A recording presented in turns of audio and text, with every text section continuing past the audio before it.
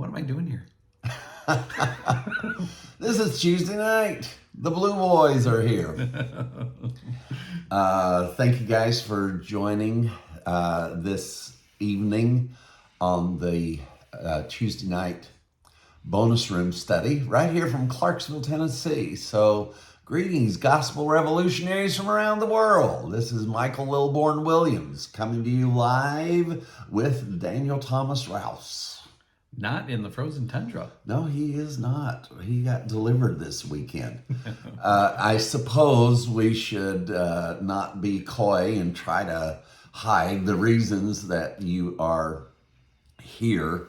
Daniel and I have just finished. You have no clue. We have just finished, and I mean just. The only thing between us and finishing the conference and all the teaching is a spaghetti meal that was fixed for us by William Ethan Massengill. And, you know, he brought us back some good skills from Italy. So we really appreciate that. And so that's the only amount of time. It's only been a short amount of time. I don't think that was Ethan falling down the stairs or something. It's only been a short amount of time, and we realized, goodness, we need to do the Tuesday night. Daniel and I were doing some, as we were getting ready, actually, to do the Galatians in the Pseudographicals. We had come across this, and we actually looked a little bit closer into the Greek of this. We want you to know also, as we get into this, goodness gracious, this 15 hours of, and we went through every single book and letter in the New Testament. It was amazing. Comments, Daniel, or can you talk? Oh, it's going to be great. You want to make sure that you watch all of our advertisement coming up for how you can participate, because 15 hours, and you know, it sounds like a lot, but Michael and I were just thinking, man, we got a ton of information in 15 hours. The information that is in it would seem as though it would take months to pack that much information in. But we got it all in 15 hours. And it began to do, as it always did, that what we had studied and researched was a good thing to start with, but it just started unfolding on us right in the middle of all of this. So you're going to have to endure our own shock at what was happening, because it happened quite literally all the way through. So we've not listened to any of it yet. We didn't have time to listen, and but we probably are going to take a listen to this before you get a chance to hear it. I'm really looking forward to hearing this. This is going to be quite an amazing thing. The power to possibly affect change from a warring planet to they shall learn war no more is chocked full in this 15-hour series, possibly world changing for the future of this planet. Are we overstating that, Daniel? I don't think so. Daniel and I don't think so. So you get the opportunity to listen to this. The conference begins when? The first weekend of September. I do not have the calendar in front of me, but I think it's like the 1st or 2nd of September. Okay. Yeah, just look to the first weekend, and it'll start on Friday night. Now, it's going to go for a week. We're going to be releasing these. You sound like you've been talking for 15 hours. I'm talking too fast. And it's been just this much fun, along with a lot of very hard work. Remember when I used to come to Canada and tell you guys, don't think I really worked real hard at this, but we just had so much of the floodgates of the gospel open to us. And now we had to get back to work, because all of that gospel deserves all of the research that needed to go along with it to be supportive of it. I always had the question, why does one generation seem to pick up on grace and the next generation swing into legalism and the next one swing back into grace? And it's just been this back and forth swing for hundreds of years. And sometimes into extreme legalism, but never into extreme grace. There's just enough grace to get people above the water, your chin above the water. This is not that. This has delivered us completely out of the bondage of legalism, and totally so exalts Jesus as to who he is, and that he is now a permanent resident. He and the Father are now permanent residents inside of us. And that's what this deep dive research has done. Last time we did the Revelation, and you're going to learn a little bit more about the Revelation even at the end of this conference.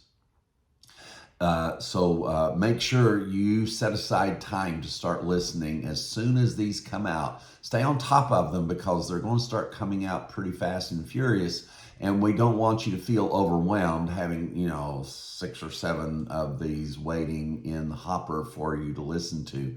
So try to stay up with them as they come out. But of course, listen at your leisure also.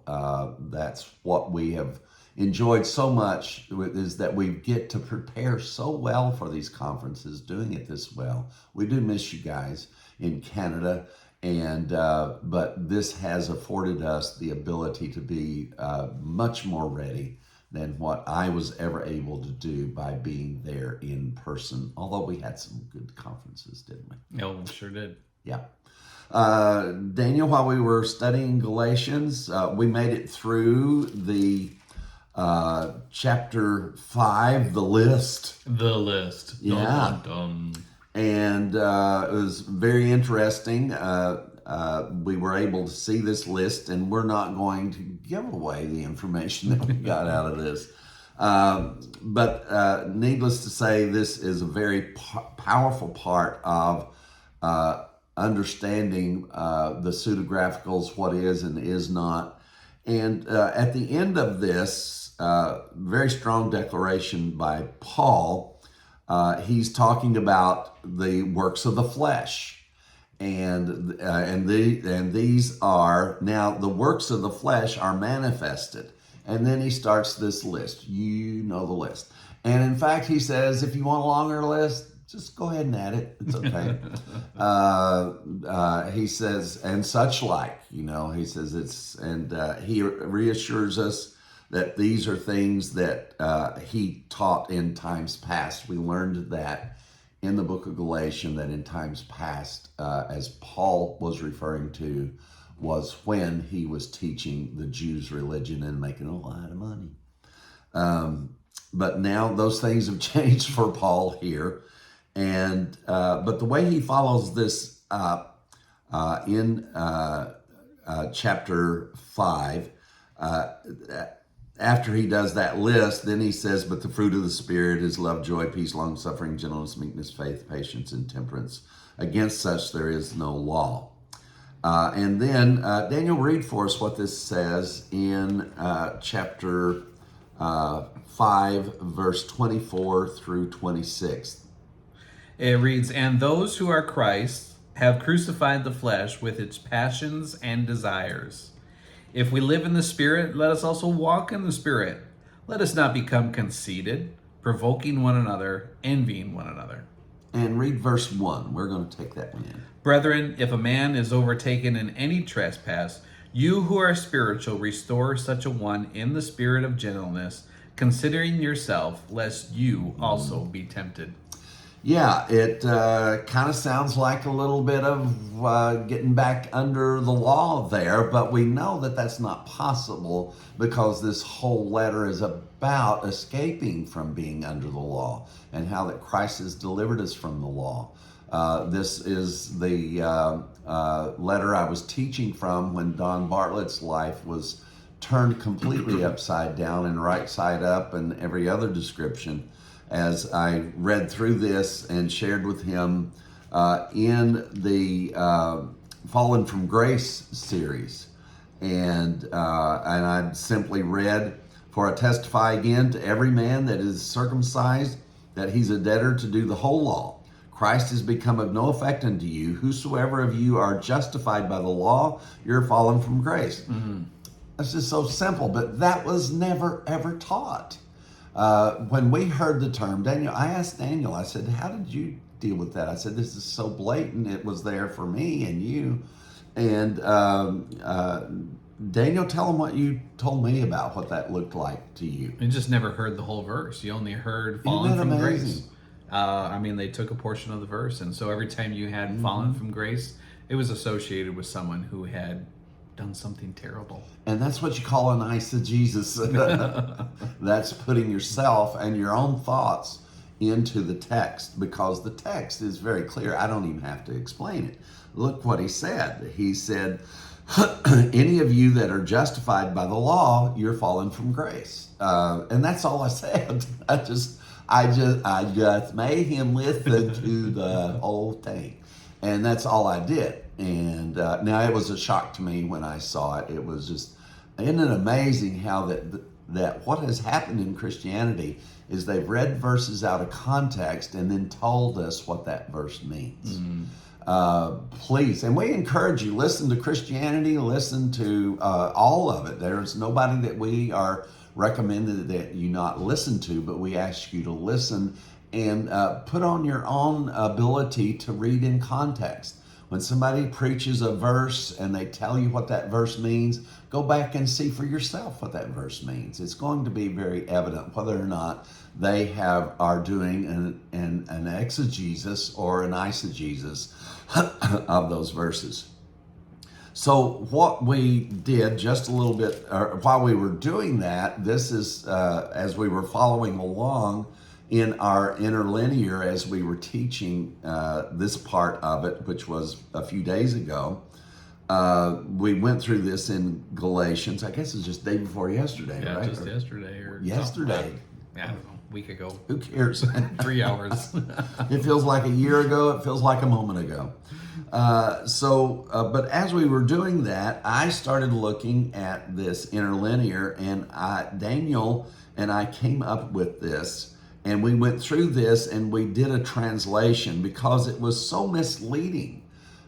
It was one of those things where that the determining that it was indeed Paul's teaching just simply wasn't good enough, because the translation was so tampered with. You see, this entire New Testament was tampered with in two ways, probably more than that. But the ones that we presented to you, number one, is that conference that we've just completed. You're going to be hearing the first part of September, is the pseudographicals that were added. And as Daniel has explained, it simply means something that's added most likely after somebody's even dead and gone. Writings added to it, maybe not even necessarily added to it to corrupt it, but just added to it.